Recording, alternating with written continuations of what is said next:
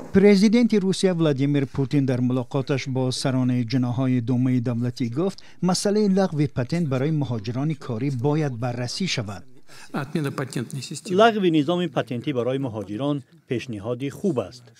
باید در این باره فکر کنیم. آن زیاد استفاده می شود و من چیزی را استثنا نمی کنم.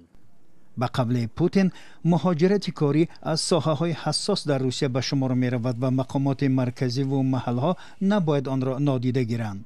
این سخنان پوتین جواب به سرگئی میرانوف رهبر یکی از جناح‌های دومه دولتی پلات پایانی پارلمانتی روسیه است که لغو پتنت به مهاجران را مطرح کرد.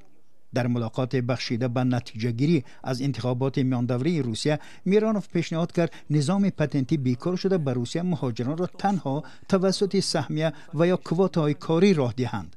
میرانوف با مخالفت شدیدش به حضور مهاجران کاری نام برآورده است. آماری رسمی وجود دارد که فقط 28% مهاجران برای کار به روسیه می آیند. دیگران برای چی می آیند؟ باز عائله‌هایشان را به اینجا می آورند. تحصیل در مکتب‌ها را هم مشکل می کنند. ما پیشنهاد می کنیم که اگر کدامی از مهاجران جنایت صادر کرد، او باید در نزد قانون جواب دهد و تمام عائله و اولادش فوراً از روسیه اخراج گردد. جوابگری دسته‌جمعی بگذار برای عملکرد نزدیکانشان جواب دهند. پتنت کاری مهاجران سندی رسمی بوده به مهاجرانی که به روسیه بدون روادید می آیند امکان قانونی کار را فراهم می آورد. به قول مقامداران روس پتنت برای نظارت موج مهاجرت و تأمین حقوق مهاجران ضرور است. در مسکو نرخ پتنت به 8900 روبل روسی برابر است. درآمد از پتنت در سراسر روسیه صدها میلیون دلار را تشکیل می دهد. 20 مارس سال روان پوتین فرمان داد که در صورت اجرای بعضی طلبات و از جمله سپردن ازد انگشت، تشخیص طبی و نارکولوژی و نداشتن بیماری‌های گذرنده مهاجران از گرفتن پتنت کاری آزاد شوند.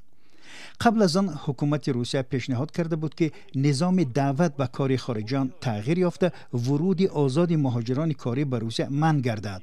همچنان پیشنهاد میشد که کاردهنده خراجات آوردن مهاجران را بر عهده گیرد و در حال اخراج مهاجر باید پولی برای معاینه و تعلیم و تأمین کاری او خرج شده را جبران کند. ماه ایولی سال روان حکومت روسیه امتحان زبان روسی برای مهاجران داوطلب پتنت یا خود پروانه کار و همچنان حق اقامت دائمی در این کشور را از حساب داخل نمودن بخش صحبت و فهمیش گفتار روسی دشوارتر کرد.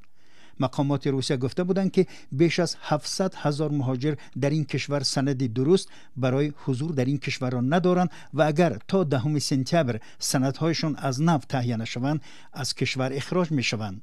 آنگونه که انتظار می رفت پس از به انجام رسیدن مهلت قانونی گردانی مهاجران در روز 10 سپتامبر مقامات روسیه بر ریدهای سرتاسری پر از خشونت دست زدند.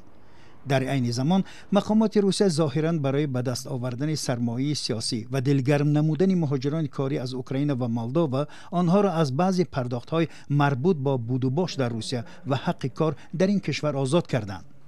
روسیه مکان اصلی جستجوی کار و درآمد برای صدها هزار شهروند بیکار تاجیکستان است.